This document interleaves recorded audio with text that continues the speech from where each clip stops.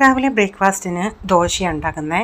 ഒരു ട്രിപ്പ് ഞാൻ ഇഡ്ഡലി ഉണ്ടാക്കി. അപ്പം ദോശ ഉണ്ടാക്കുമ്പം നോർമൽ ദോശ ഇതുപോലുള്ള ദോശ ഉണ്ടാക്കുന്നുണ്ട്. പിന്നെ കട്ടി കുറഞ്ഞ പേപ്പർ ദോശ ഉണ്ടല്ലേ, അതും ഉണ്ടാക്കുന്നുണ്ട്. അതിങ്ങനെ മുരിഞ്ഞ് മുരിഞ്ഞ് ചൂടോടെ കഴിക്കാൻ എൻ്റെ മൂത്ത മോൻ. ഇവിടെ എല്ലാവർക്കും കൂടുതലും ഇഷ്ടം ദോശയാണ്. പിന്നെ ഞാനങ്ങ് ഒരു ട്രിപ്പ് ഇഡ്ഡലിയും കൂടെ അങ്ങ് ഉണ്ടാക്കിയെന്നേ ഉള്ളൂ.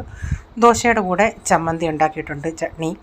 അപ്പോൾ അതാണ്ട് ഇങ്ങനെ മുരിഞ്ഞ് എടുക്കണം. അത് വെറുതെ അതിങ്ങനെ ഒടിക്കുന്നുണ്ട്, ചൂടോടാകുമ്പം ഒടിഞ്ഞ് നമുക്ക് കിട്ടും.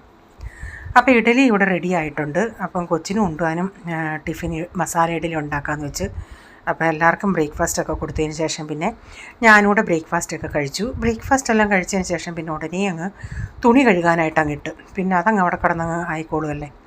പിന്നെ കുക്കർ ഒരു സാമ്പാറാണ് വെക്കുന്നത്. അപ്പോൾ ഇതിൻ്റെ അകത്ത് തന്നെ ഞാൻ ഡയറക്റ്റ് മല്ലിപ്പൊടിയും മുളക് പൊടിയും ഉലുവാപ്പൊടിയും എല്ലാം ചേർത്തിട്ട് പുളിവെള്ളവും ചേർത്ത് ഉപ്പും എല്ലാം മഞ്ഞൾപ്പൊടി എല്ലാം ചേർത്ത് 3-4 വിസിലടിക്കും. കാരണം കഷ്ണങ്ങളെല്ലാം ഒന്ന് നന്നായി വെന്ത് കിട്ടണം. കൊച്ചുങ്ങളെ പ്രതി അങ്ങനെയൊക്കെ ചെയ്യുന്നത്. പിന്നീട് ഞാൻ വാഷിങ്ങിൻ്റെ പൈപ്പാണ് കിടക്കുന്നത്.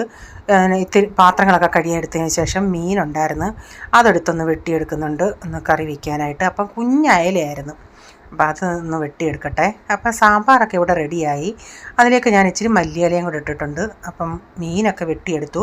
അപ്പം മീൻകറി വയ്ക്കാനായിട്ട് ചട്ടി വെച്ച് വെളിച്ചെണ്ണ ഒഴിച്ചിട്ട് അല്പം ഉലുവായും കടുകൂടി ഇട്ടതിന് ശേഷം അതൊന്ന് പൊട്ടി വന്നിട്ട് അതിലേക്ക് കറിവേപ്പില, ഇഞ്ചി, വെളുത്തുള്ളി ഇതെല്ലാം ഒന്ന് വഴറ്റിയിട്ടുണ്ട്. എന്നിട്ട് അതിലേക്ക് ആവശ്യത്തിനുള്ള മഞ്ഞൾപ്പൊടി, നമ്മുടെ കാശ്മീരി മുളക് പൊടിയാണ് ചേർത്തേക്കുന്നത്. അപ്പം ചില സമയത്ത് നിങ്ങൾക്ക് പൊടി കരിഞ്ഞു പോകുന്ന പേടിയുണ്ടെങ്കിൽ ഈ പൊടിക്കകത്ത് കുറച്ച് വെള്ളം ഒഴിച്ചിട്ട് കുഴച്ച് മൂപ്പിച്ചെടുക്കാം. അതിനുശേഷം പുളിയും ചേർത്തിട്ടുണ്ട്. എന്നിട്ട് ആവശ്യത്തിനുള്ള അരപ്പിനുള്ള വെള്ളമൊക്കെ ചേർത്തിട്ട് അതൊന്ന് തിളച്ച് വരാറാകുമ്പോൾ മീനൂടെ പറക്കിയിട്ട് കൊടുക്കുക. അതിപ്പോൾ ചെറിയ മീനായതുകൊണ്ട് ഞാനത് മുറിച്ചതൊന്നുമില്ലേ, മുറിക്കാതെ ഇട്ടേക്കുന്നത്. എന്നിട്ട് ഉരുവാപ്പൊടിയും കൂടെ ഇട്ടിട്ട് ആവശ്യത്തിനുള്ള ഉപ്പൊക്കെ ചേർത്ത് അതൊന്ന് തിളച്ച് വരട്ടെ.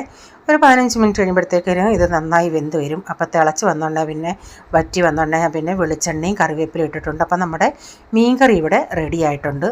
പിന്നെ സാമ്പാറിന് കടുകൂടെ വറുത്ത് ചേർക്കുന്നുണ്ട്. അപ്പം കായപ്പൊടി ഇപ്പോഴാണ് ചേർത്തത്. അപ്പം നമ്മുടെ സാമ്പാർ ഇവിടെ റെഡിയായി. അപ്പോൾ ഉച്ചക്കത്തെ ഊണിന് ഇന്നലത്തെ ഇച്ചിരി കാബേജ് തോരനുണ്ടായിരുന്നു. സാമ്പാറും മീനും കാബേജ് തോരനും. അപ്പോൾ ഈ വീഡിയോയുടെ ഫുള്ളായിട്ടുള്ള വീഡിയോ കാണണമെന്ന് താല്പര്യം ഉണ്ടെങ്കിൽ ബിജീസ് കിച്ചൻ ചാനൽ ഇട്ടിട്ടുണ്ടേ.